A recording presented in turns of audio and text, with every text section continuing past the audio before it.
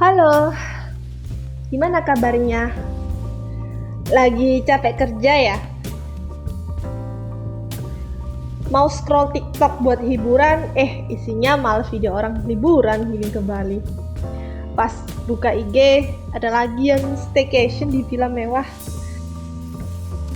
Rasanya tuh pengen teriak, kapan ya gue bisa healing kayak mereka? Nah, hari ini kita bakal bahas kenapa sih healing itu jadi penting banget buat kita, terutama Gen Z. Yuk, bongkar fenomena ini sambil santai aja. Siapa tahu habis ini kita semua langsung booking tiket. Healing itu apa sih? Itu tuh istilah kekinian yang sering banget dipakai buat ngejelasin proses menyembuhkan diri kita dari stres, tekanan, atau burnout. Tapi jujur aja sih, di kalangan kita, healing lebih sering diasosiasikan sebagai liburan, nongkrong, atau sekedar ngopi cantik. Padahal secara harfiah, healing itu lebih luas. Healing bisa jadi apa aja yang bikin kita merasa lebih baik. Contohnya meditasi, baca buku, atau bahkan tidur siang. Jadi nggak harus liburan mahal guys. Kalau sekedar lebaran sambil nonton drama bisa bikin kamu rileks, itu juga penting. Semuanya bisa disebut healing, asalkan kita bahagia. Tapi kenapa ya kita, anak-anak Gen Z ini sering banget ngerasa butuh healing? Ada beberapa alasan nih. Beberapa alasannya memang cukup gak masuk akal. Yang pertama, tekanan zaman beda banget sama generasi sebelumnya.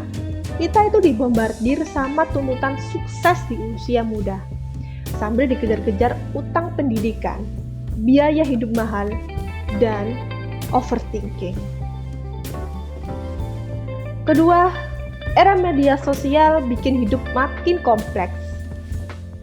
Kita tuh terus-terusan ngelihat hidup orang lain yang kelihatannya sempurna banget, padahal ya kita nggak tahu perjuangan mereka di balik layar. Ketiga, dunia kerja sekarang tuh keras banget bro. Generasi kini dituntut untuk multitasking, adaptasi cepat dan kreatif setiap saat. Jadi wajar aja kalau kita gampang capek mental. Healing jadi kayak kebutuhan pokok deh, bukan lagi sekedar gaya hidup. Nah, ada juga nih yang leader kita, dikit-dikit healing, dikit-dikit burnout. Gen Z lemah banget sih. Tapi bener gak sih kita itu terlalu renta? Jujur aja ya, bukan kita itu yang lemah, tapi realitanya tantangan zaman sekarang tuh beda banget.